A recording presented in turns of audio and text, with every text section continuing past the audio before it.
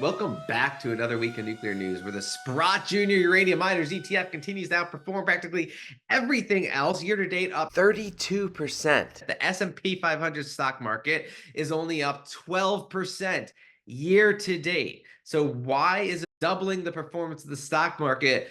Well, because of the massive developments we've been covering, Russian uranium demand will speed up development of U.S. nuclear fuel supply chain, right? So the long dormant U.S. nuclear and uranium infrastructure has gotten a major shot in the arm because now it's a brand new, legitimate, important, crucial industry, and the United States government fully understands this. This comes from the acting assistant secretary for the U.S. Department of Energy's Office of Nuclear Energy. Russia has roughly 44% of the world's uranium enrichment capacity and supplies approximately 35% of our imports for nuclear fuel. The Department of Energy estimates that U.S. utilities have roughly 3 years of uranium available through existing inventory or pre-existing contracts. To ensure our plants do not experience any disruptions, we're creating a waiver process to allow some imports of LEU from Russia to continue for a limited time. Passage of this ban unlocks $2.72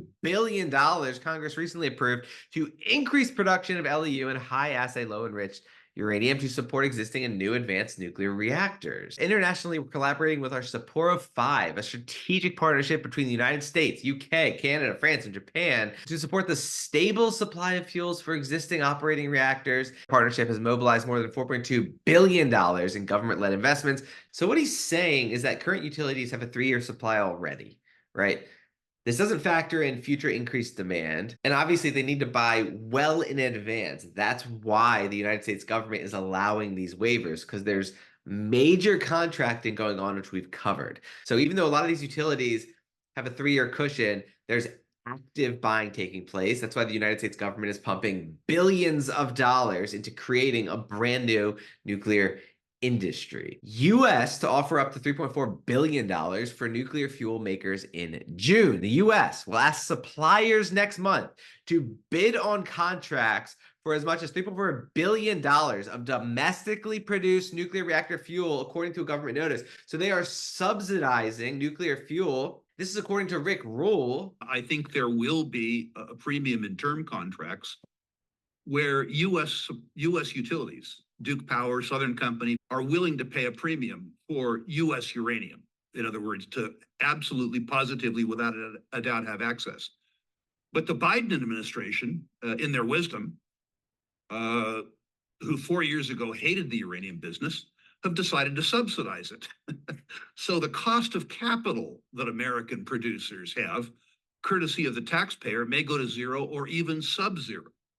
The idea that you sell your product for a premium and you have a subsidized cost of capital, however unpalatable that might be to libertarians like myself, is attractive to speculators who have learned to attempt to monetize the stupidity of the voters. So what he's saying is that the US government is subsidizing. They're going to essentially force buyers of uranium to pay more for uranium to get it from the US. That is massive for the domestic producers. Domestic producers are going to be printing cash with this money. That's because the United States is pumping billions to create a brand new infrastructure. So unbelievably massive for your domestic uranium miners. Okay, that is what Rick Rule is saying. Very good for them. Very good for uranium miners still all around the world, because supplies are just getting tighter and tighter.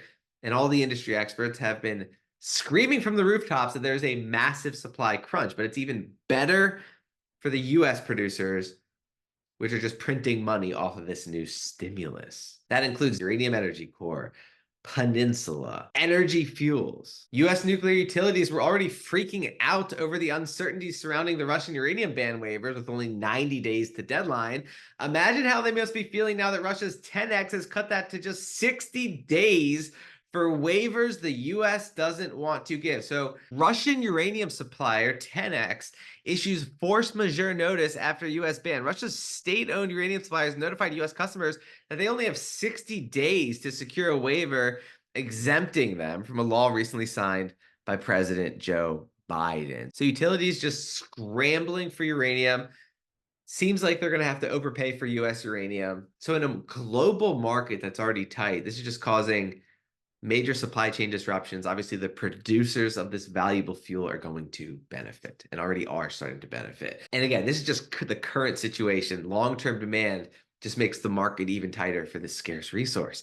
Swedish project to develop Gen 4 nuclear power system. The Swedish Energy Agency has granted 4.7 million USD for a project led by researchers at Chalmers University of Technology for the development of an entire generation 4 nuclear power plant system. The project also aims to rebuild national expertise in nuclear technology. So the Swedish government investing in new technologies that obviously are just going to expand the global adoption and Swedish adoption of nuclear power and therefore nuclear fuel.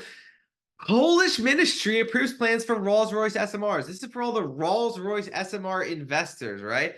Rolls-Royce is creating SMRs. We're seeing adoption of them. Polish industrial group Industria's plan to construct a power plant based on Rolls-Royce small modular reactor has been approved by the Ministry of Climate and Entertainment. So we're seeing adoption in the brand new burgeoning industry of small modular reactors, right? We have Sam Altman slash Microsoft's OpenAI creating their own small modular reactor company, Oklo. And obviously we have the others we covered last week. Rolls-Royce is a big player as well.